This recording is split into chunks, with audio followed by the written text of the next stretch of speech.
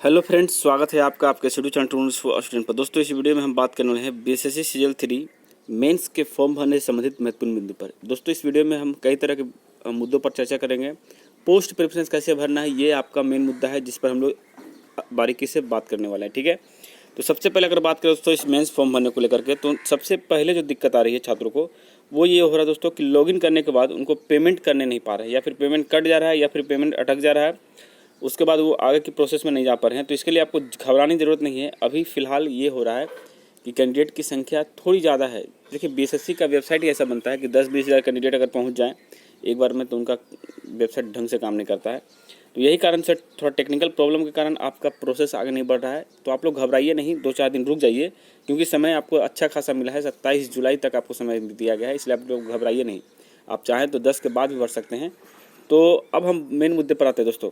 देखिए, सबसे पहला जो छात्रों का सवाल ये है कि उन्होंने पीटी के वक्त बीसी कैटेगरी से रहते भर में उन्होंने एमबीसी फॉर्म भर दिया, या फिर एमबीसी में रहते हुए उन्होंने बीसी से फॉर्म भर दिया। तो ऐसे कैंडिडेट के साथ क्या होगा दोस्तों, मैं आपको बता देना चाहता हूँ।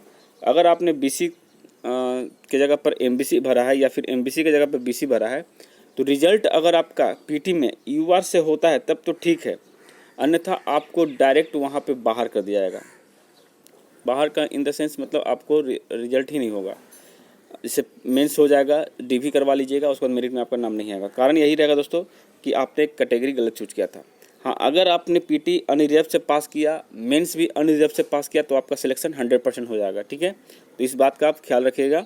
तो ये रहा कैटेगरी प्रॉब्लम को लेकर। ये सिर्फ बीसी एमबीसी नहीं बल्कि एससी एसटी सभी पर लागू होता है। ठीक है, और एससी एसटी वाले को खास तौर पर लागू ये भी होता है कि उनका जो फ़ी का जो ब्यौरा है थोड़ा कम रहता है, तो उनको फिर वहाँ पे चालान भी भरना पड़ सकता है। ठीक है, तो ये चीज़ें हैं। और बाकी अगर नाम वगैरह में कुछ गलतियाँ हैं तो कोई दिक्कत नहीं होगी, 1-2 अक्षर में सब कुछ मान्य होता है, इसमें आपको घबराने की ज़रूरत नहीं है। मान लीजिए रोल नंबर जैसे माध्यमिक का यानी कि मैट्रिक का रोल नंबर, या फिर आपने इंटर का रोल नंबर, या फिर ग्रेजुएशन का रोल नंबर में कुछ गड़बड़ियाँ कर दी है, तो कोई दिक्कत नहीं होगी। उसको लेकर के आपको घबराने की ज़रूरत नहीं है। ठीक है, सिर्फ कैटेगरी को देखा जाता है और एक लिंग होता है, यानी कि आपका जो स्त्रीलिंग या पुल्लिंग, आपने मान लीजिए मेल है फीमेल चूज कर दिया, या फिर फीमेल है मेल चूज कर दिया, तो दिक्कत आ सकती है। और दिक्कत यही होगा कि आपको वहाँ पर सुधार दिया जाएगा, कोई दिक्कत ज़्यादा बड़ी नहीं होगी। ठीक है, अब हम बात करते हैं दोस्तों कि आगे क्या क्या हो रहा है। ठीक है, देखिए, जब आप फॉर्म भर रहे होंगे तो आप अपना रजिस्ट्रेशन या रोल नंबर डाल के डेट ऑफ बर्थ डालेंगे, तो आप आगे की प्रोसेस में आइएगा। उसके बाद क्या होगा दोस्तों कि आपका पूरा पर्सनल इन्फॉर्मेशन वहाँ पे आता है, और उस इन्फॉर्मेशन में आप अपना मोबाइल नंबर या ईमेल आईडी या फिर वर्तमान पता, 3 चीज़ें आप भर सकते हैं या एडिट कर सकते हैं, क्योंकि ये 3 चीज़ें पत्राचार के लिए होता है, जो आयोग आपसे कभी भी इस पर कॉन्टैक्ट कर सकती है या आपको मेल कर सकती है। तो इसलिए ये 3 चीज़ आदमी का बदलता भी रहता है, इसलिए इस पर आपको एडिट करने का मौका मिलेगा। ठीक है, बाकी जो है दोस्तों उसके बाद आपको पेमेंट करना है, और पेमेंट करने के बाद जो आपका पेमेंट का ऑप्शन है उस पर आपको पेमेंट कर देना है।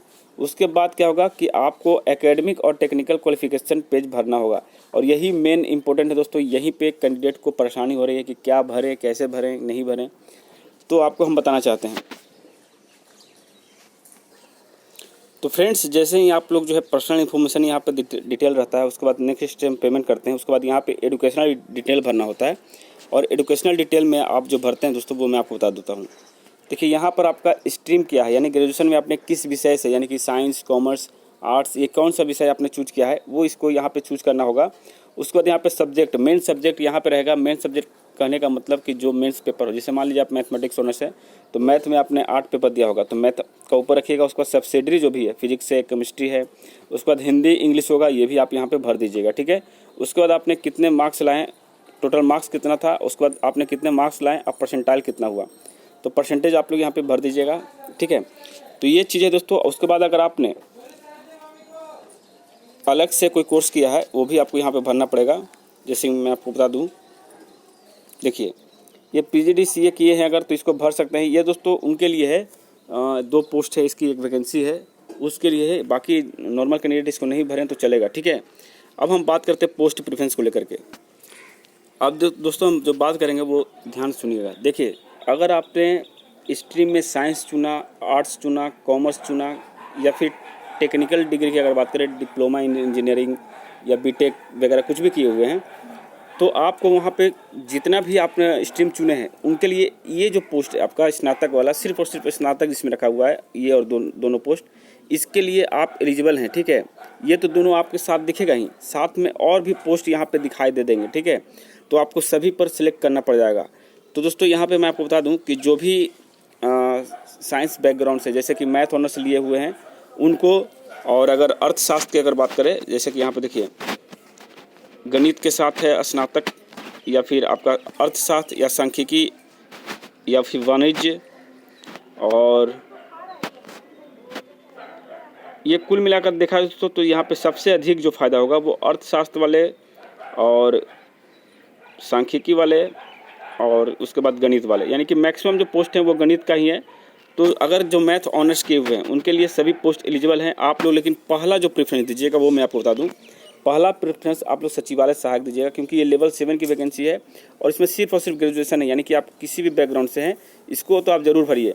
ऐसा नहीं है कि मान लीजिए इसमें आप क्वालिफाई नहीं करते हैं, कट ऑफ मान लीजिए इसका 130 गया और आपने लाया 128, ठीक है, तो ये पोस्ट तो आपको नहीं मिलेगा, लेकिन इसके बाद अगर जस्ट दूसरा नंबर पोस्ट है ये मिलेगा। मान लीजिए यहाँ भी कट ऑफ आ गया तो आपका मैथ वाला जो ऑनर्स है उसमें आपको कंसिडर किया जाएगा, फिर वो पोस्ट मिलेगा। यानी कि आप किसी भी पोस्ट को कहीं भी रख सकते हैं, लेकिन अपने अनुसार मैं जो बता रहा हूँ, जो मेरा एक्सपीरियंस है उसके हिसाब से आपको पहला पोस्ट सचिवालय सहायक देना चाहिए, दूसरा नंबर आपको योजना सहायक देना चाहिए, उसके बाद तीसरा जो है आपका ये वेक्टर रोग नियंत्रक पदाधिकारी स्वास्थ्य विभाग लेवल 7 की भी वैकेंसी ये देना चाहिए। क्योंकि देखिए यहाँ पे लेवल आपका 7 है और ये अपने आप में बड़ी उपलब्धि हो दोस्तों अगर इसमें आपका सिलेक्शन हो जाता है, क्योंकि रेलवे भी लेवल 7 तक की कोई वैकेंसी नहीं निकालती है नॉन टेक्निकल में, ठीक है, इसलिए आपको इसको ऊपर रखना है। उसके बाद आप लेवल 6 के जो वैकेंसियाँ हैं उस पर आपको फोकस करना चाहिए।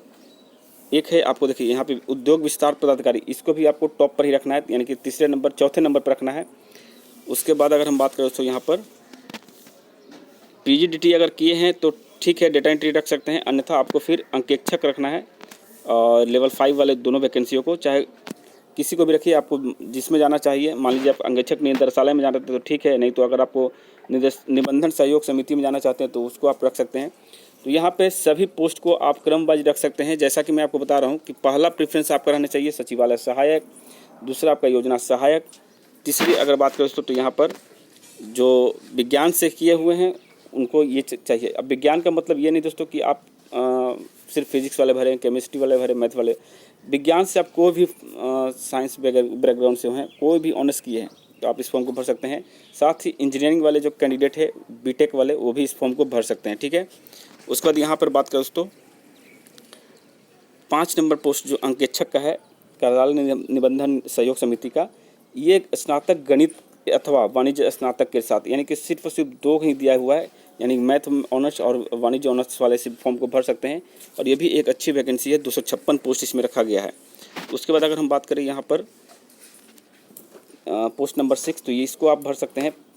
यहाँ पर स्नातक वाणिज्य अर्थशास्त्र सांख्यिकी अथवा गणित के में से किसी एक विषय के साथ ये भी आप भर सकते हैं। और यहाँ पर जो आपका सबसे ज़्यादा इम्पोर्टेंट है दोस्तों, यहाँ पे परसेंटेज का ब्यौरा जो दिया गया है, इसमें अगर इससे कम है तो वो नहीं भरेंगे, बाकी लोग इसको फॉर्म को भर सकते हैं। लेकिन इसमें भी वाणिज्य है, अर्थशास्त्र और गणित और सांख्यिकी है, ठीक है।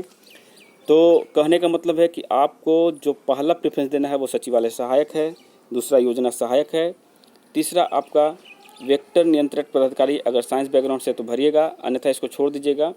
उसके बाद जितने भी है पोस्ट सभी साइंस वाले बैकग्राउंड ही भर सकते हैं, या अर्थशास्त्र या फिर सांख्यिकी वाले, ठीक है।